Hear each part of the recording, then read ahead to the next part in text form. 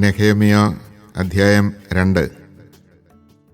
അർത്താക്സർക്സസ് രാജാവിൻ്റെ 20-ാം ഭരണവർഷം നീസാൻ മാസം ഞാൻ രാജാവിന് വീഞ്ഞ് പകർന്നു കൊടുത്തു.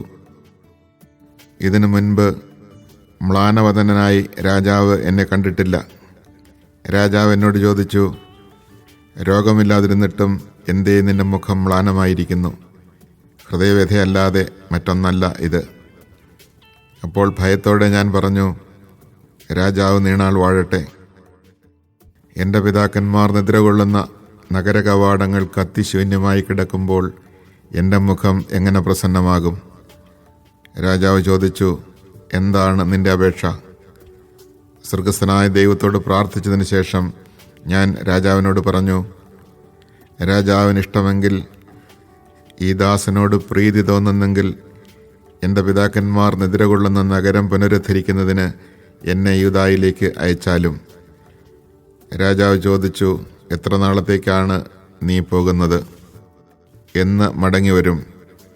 ഞാൻ കാലാവധി പറഞ്ഞു. അവൻ എന്നെ പോകാൻ അനുവദിച്ചു.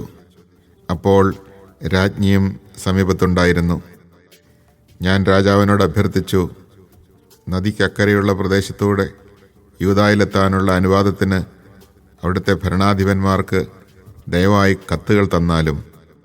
ദേവാലയത്തിൻ്റെ കോട്ടവാതിലുകൾക്കും നഗരഭിത്തിക്കും എനിക്ക് താമസിക്കാനുള്ള വീടിനും ആവശ്യമുള്ള തടി നൽകുന്നതിന് രാജാവിൻ്റെ ധനകാര്യ വിചാരകനായ ആസാഫിനുള്ള കത്തും നൽകിയാലും.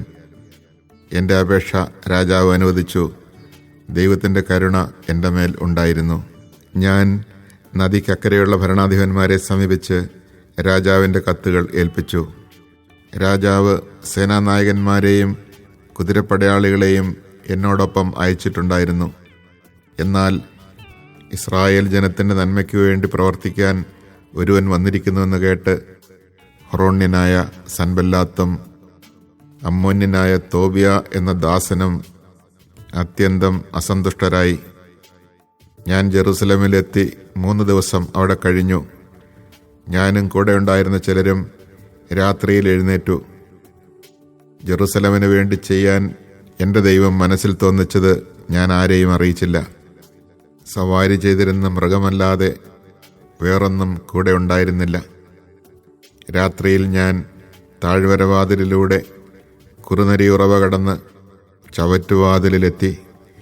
ജെറുസലേമിൻ്റെ തകർന്ന മതിലുകളും കത്തിനശിച്ച വാതിലുകളും പരിശോധിച്ചു. അവിടെ നിന്ന് ഞാൻ ഉറവവാതിലിലേക്കും രാജവാപിയിലേക്കും പോയി. എന്നാൽ എൻ്റെ സവാരി മൃഗത്തിന് കടന്നുപോകാൻ ഇടമില്ലായിരുന്നു. അതിനാൽ രാത്രിയിൽ ഞാൻ താഴ്വരയിലൂടെ കയറി ചെന്ന് മതിൽ പരിശോധിച്ചു. തിരിച്ച് താഴ്വരവാതിലിലൂടെ മടങ്ങിപ്പോന്നു. ഞാൻ എവിടെ പോയെന്നും എന്തു ചെയ്തെന്നും സേനാനായകന്മാർ അറിഞ്ഞില്ല. യഹൂദർ, പുരോഹിതർ, പ്രഭുക്കന്മാർ, സേവകന്മാർ എന്നിവരെയും ജോലിക്കാരെയും ഞാൻ വിവരമറിയിച്ചിരുന്നില്ല. ഞാൻ അവരോട് പറഞ്ഞു, നമ്മുടെ ദുസ്ഥിതി നിങ്ങൾ കാണുന്നില്ലേ? ജെറുസലേം വാതിലുകൾ കത്തി നശിച്ചു കിടക്കുന്നു. വരുവിൻ, നമുക്ക് ജെറുസലേമിൻ്റെ മതിൽ പണിയാം. മേലിൽ ഈ അവമതി നമുക്കുണ്ടാകരുത്. എൻ്റെ ദൈവത്തിൻ്റെ കരം എനിക്ക് സഹായത്തിനുണ്ടായിരുന്നെന്നും രാജാവ് എന്നോട് എന്തു പറഞ്ഞെന്നും ഞാൻ അവരെ അറിയിച്ചു. നമുക്ക് പണി തുടങ്ങാമെന്ന് പറഞ്ഞുകൊണ്ട് അവർ ജോലിക്ക് തയ്യാറായി. എന്നാൽ ഹൊറോണ്യനായ സൻബല്ലാത്തും അമ്മോന്യനായ തോബിയ എന്ന ദാസനും അറേബ്യനായ ഗഷമും ഇത് കേട്ട് ഞങ്ങളെ പരിഹസിച്ച് പറഞ്ഞു, നിങ്ങൾ എന്താണ് ഈ ചെയ്യുന്നത്? രാജാവിനോടാണോ മത്സരം? ഞാൻ മറുപടി നൽകി, സ്വർഗത്തിൻ്റെ ദൈവം ഞങ്ങൾക്ക് വിജയം നൽകും. അവിടുത്തെ ദാസന്മാരായ ഞങ്ങൾ പണിയും. എന്നാൽ നിങ്ങൾക്ക് ജെറുസലേമിൽ ഓഹരിയോ അവകാശമോ സ്മാരകമോ ഉണ്ടായിരിക്കുകയില്ല. Chapter 2. In the month Nisan of the 20th year of King Artaxerxes, when the wine was in my charge, I took some and offered it to the king. As I had never before been sad in his presence, the king asked me, "Why do you look sad? If you are not sick, you must be sad at heart." Though I was seized with great fear, I answered the king, May the king live forever!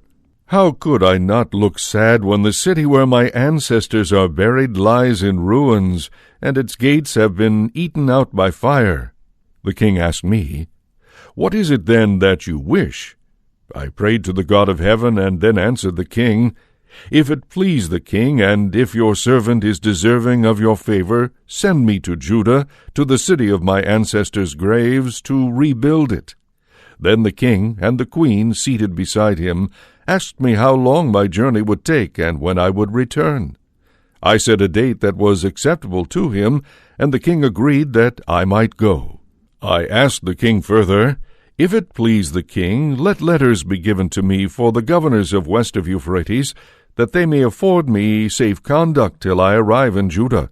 Also a letter for Asaph, the keeper of the royal park, that he may give me wood for timbering the gates of the temple citadel, and for the city wall, and the house that I shall occupy. The king granted my requests, for the favoring hand of my God was upon me. Thus I proceeded to the governors of west of Euphrates, and presented the king's letters to them.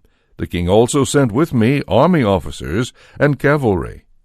When Sanballat the Horonite and Tobiah the Ammonite slave had heard of this, they were very much displeased that someone had come to seek the welfare of the Israelites. When I had arrived in Jerusalem, I first rested there for 3 days. Then I set out by night with only a few other men, for I had not told anyone what my God had inspired me to do for Jerusalem, and with no other animals but my own mount. I rode out at night by the valley gate, passed by the Dragon Spring, and came to the Dung Gate, observing how the walls of Jerusalem lay in ruins, and its gates had been eaten out by fire. Then I passed over to the Spring Gate and to the King's Pool. Since there was no room here for my mount to pass with me astride, I continued on foot up the wadi by night, inspecting the wall all the while till I once more reached the valley gate, by which I went back in. The magistrates knew nothing of where I had gone or what I was doing, for as yet I had disclosed nothing to the Jews, neither to the priests, nor to the nobles, nor to the magistrates, nor to the others who would be concerned about the matter. Afterward I said to them, You see the evil plight in which we stand, how Jerusalem lies in ruins, and its gates have been gutted by fire. Come, let us rebuild the wall of Jerusalem, so that we may no longer be an object of derision. Then I explained to them how the favoring hand of my God had rested upon me, and what the king had said to me. They replied, Let us be up and building. And they undertook the good work with vigor. On hearing of this, Sanballat the Horonite, Tobiah the Ammonite slave, and Geshem the Arab mocked us and ridiculed us. What is this that you are about? They asked. Are you rebelling against the king? My answer to them was this: It is the God of heaven who will grant us success. We, his servants, shall set about the rebuilding. But for you there is to be neither share nor claim nor memorial in Jerusalem.